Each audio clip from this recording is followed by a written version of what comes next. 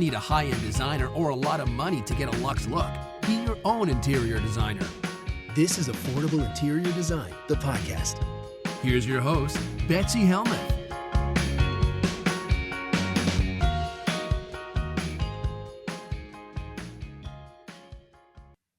Hello, everybody. Great to be back with you. If you're listening, you know that I'm kind of banking some episodes, and ideally, yesterday I gave birth. I'm recording this about 2 weeks out, and this is set to air the day after I give birth. So send good vibes. I hope that everything went well. I hope that she is happy and healthy, and I hope that I feel the same. Send that good energy to me because I will need every bit of it. I'm a little bit nervous. You know, childbirth is not for sissies. No, it's not. Okay.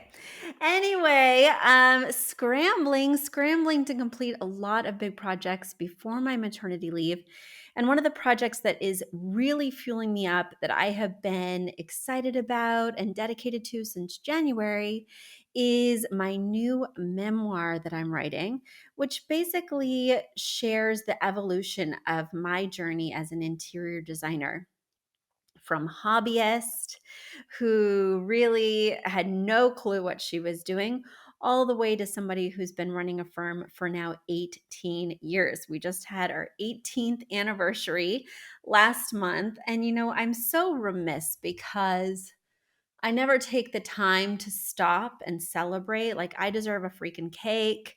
My team deserves like a moment, a pause, a break, but there's always like the next thing coming. And we're always so busy. And, you know, I hope next year to really take that intentional pause for a deeper reflection, because it's such a shame when you don't take that time and when you don't stop. So the exciting thing about this memoir has been looking back, and it's called, well, right now it's called My Interior Design Diaries. I mean, that's just a loose working title while I'm drafting it, because I'm opening up my diaries for the very first time. I've kept a diary since I was 7, but I've never actually read my diaries.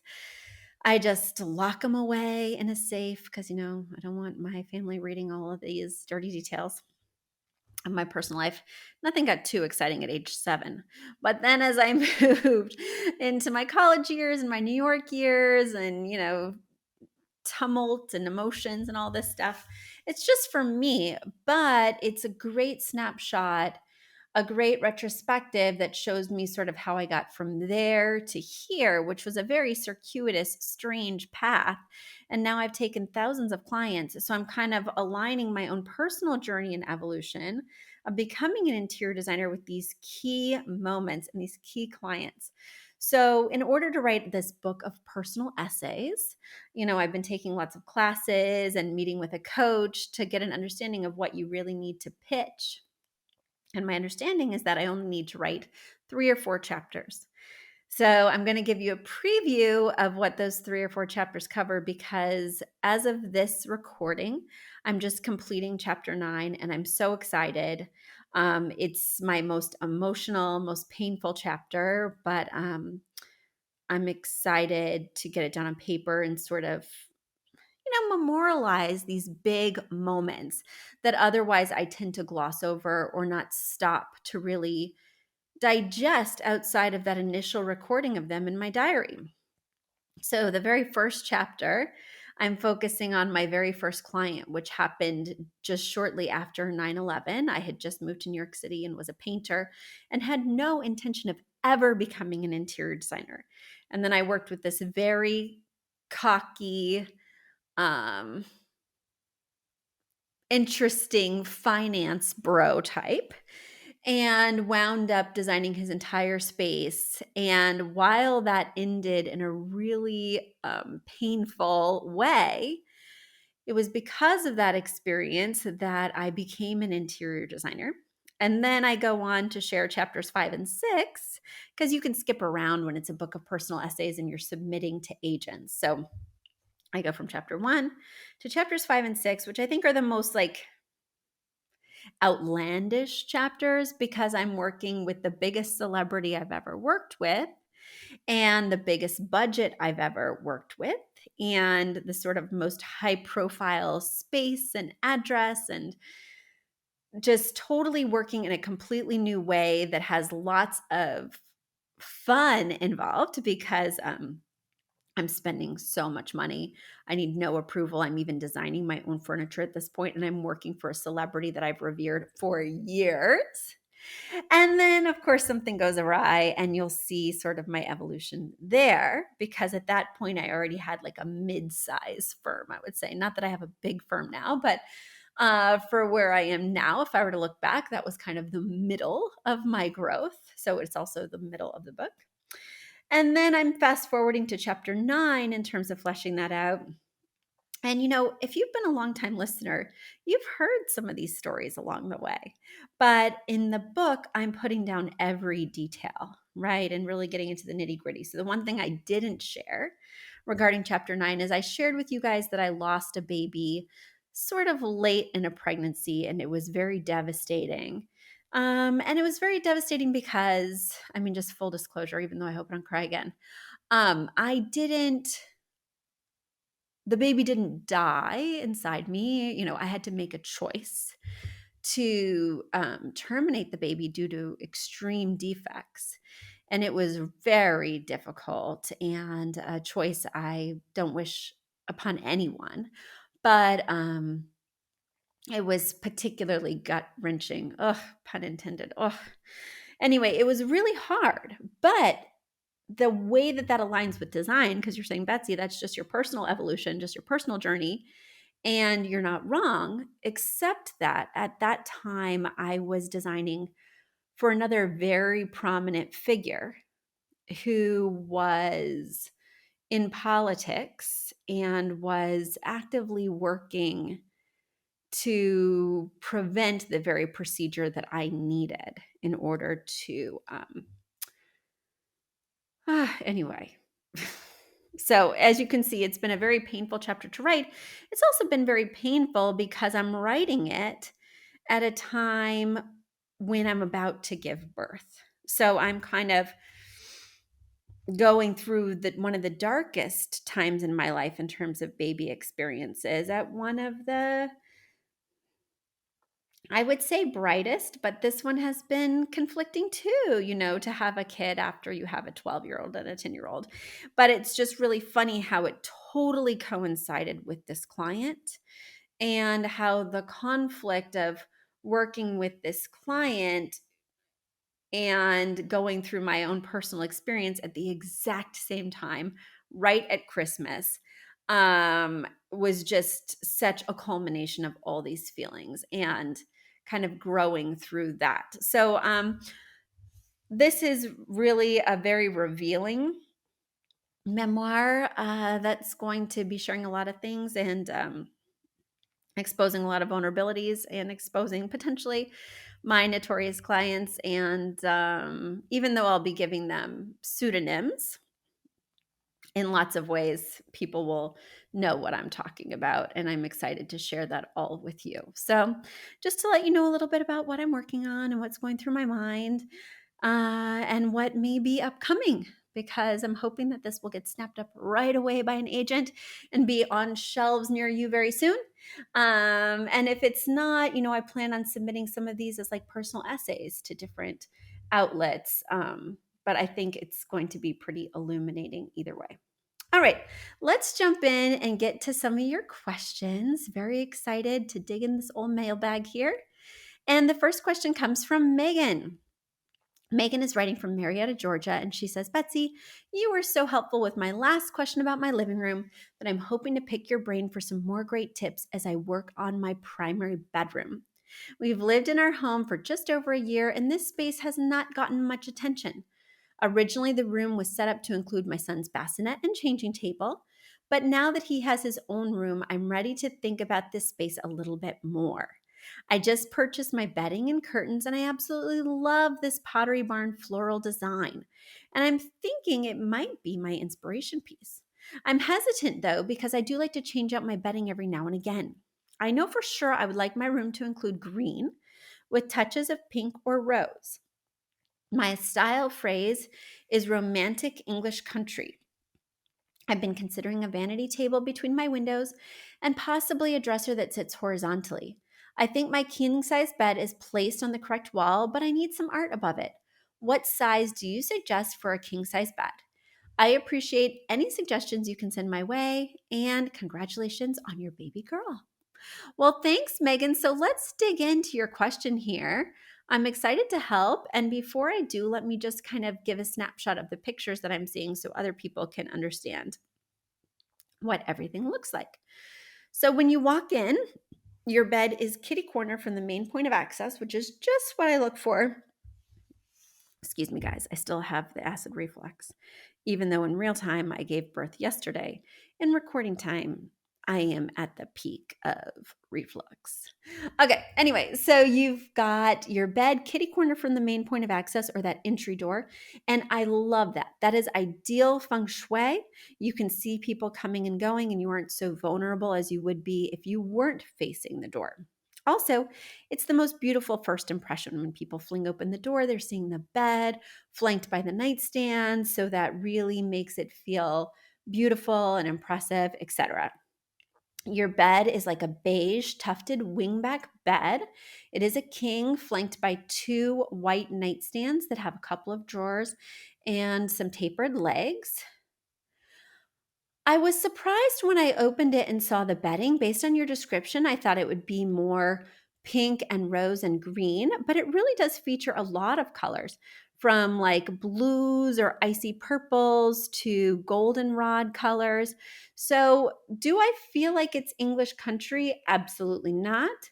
Do I feel like it's floral and interesting and a great inspiration piece? Yes, especially because you can't use a rug in this situation because you have wall to wall carpeting.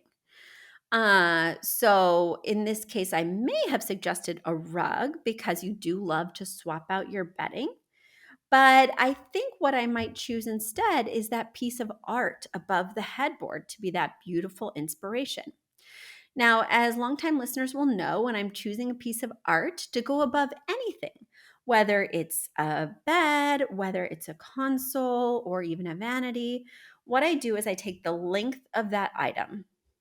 So the length, or if we're talking about this king bed, the width of the king bed is 80 inches. That's just the standard width of a mattress. With these wings on the side, making it a wing back, it's probably like 85, right? Let's say 86 so we can have some easy math. Yeah, I need something easy right now, Megan. Okay, so 86.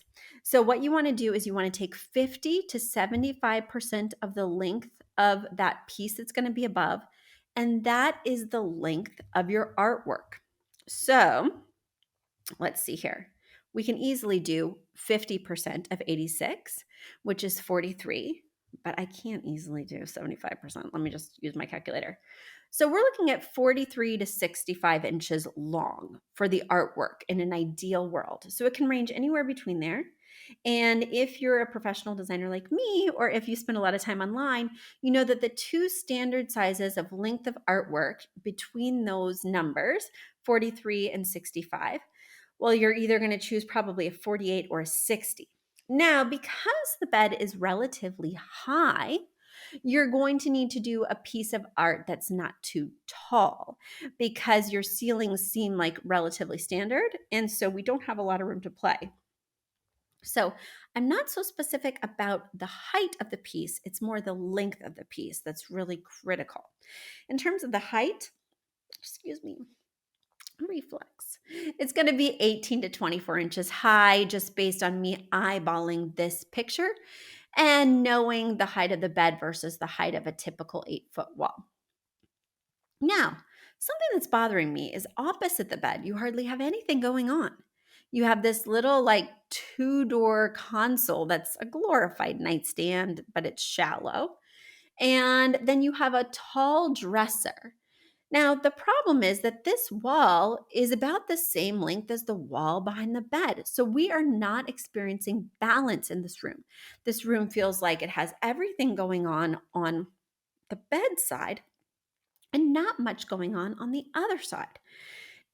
Now, you might be thinking to yourself, and I can't really tell, but maybe this room is too tight.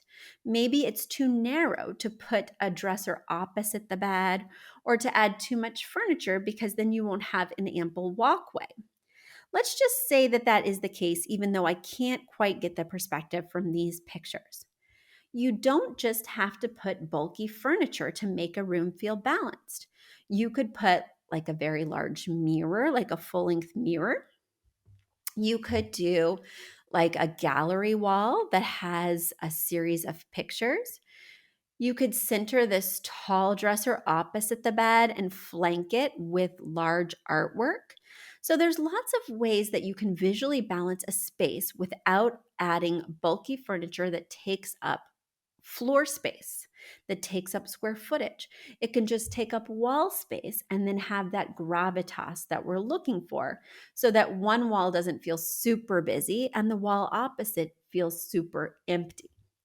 The other issue that I'm seeing is that the drapes are a little oppressive. They're like an emerald green, which is maybe the darkest shade in this bedspread. Now, I'm okay with that, but right now they just feel heavy and dark, and I'd want you to incorporate that color in another way, just so that it doesn't feel so out of place because the bedding is sort of faded and muted, and that's not because it's old, it's just because that's the look of the bedding. So, this deep kind of forest green would need to come in another way for me to feel like it's not just forced, for me to feel like it's actually being derived from a different piece in the room. And ideally, we know that that inspiration piece or the piece from which these drapes will be derived is going to be that large piece of artwork above the bed. The other issue that I see is that you've got tall nightstands. In my mind, they're too tall for this bed because you want the nightstands to be within 2 inches of the height of the mattress, give or take. And these seem to be like quite a bit higher. I don't want that to mean that you have to buy new nightstands, but let me just put that out there for those of you who are buying new nightstands. But it makes these small lamps on either side look very dwarfed because we have this sort of higher than normal headboard and these much higher than normal nightstands to go beside it. So I would really encourage you to get lamps with a bit more presence. In other words, taller, wider, because right now they look very small and out of scale on these nightstands. And you're saying to yourself, Betsy, what am I going to do? What kind of material? Well, again, I look around the room and look at what materials I haven't used so far. And one of the materials I haven't used so far is stone. But if I went for something like marble on a white nightstand, they're both going to look like white elements. Even though there might be some mild veining in the lamp base, it's still going to register as mostly white. So I would consider bringing in some glass here. It'll really lighten it up and bring in that critical element so that we're not just doing more white or wood or something like that. Then you asked,